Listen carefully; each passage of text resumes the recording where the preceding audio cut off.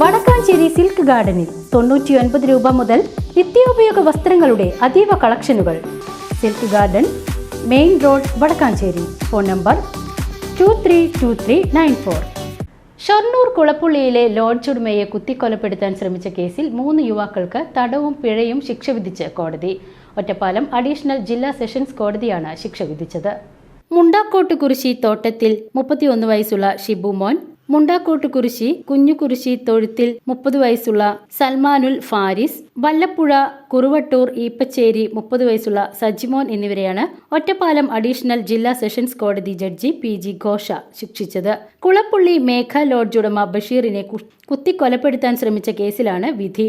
വിവിധ വകുപ്പുകളിലായി 3.5 വർഷം തടവും 5000 രൂപ വീതം പിഴയും അടയ്ക്കണം.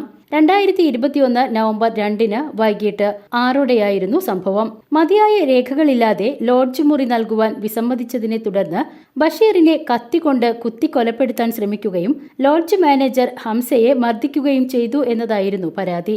അന്നത്തെ Shoranur SI Anilkumar KV register ചെയ്ത case sub inspector OV Vinod അന്വേഷിച്ചാണ് കുറ്റപത്രം സമർപ്പിച്ചത്. പ്രോസിക്യൂഷനു വേണ്ടി Ottapalam additional public prosecutor PM Jaya ഹാജരായി. ASI MB സുധീർ പ്രോസിക്യൂഷൻ നടപടികൾ ഏകോപിപ്പിച്ചു. BCV news, Shoranur.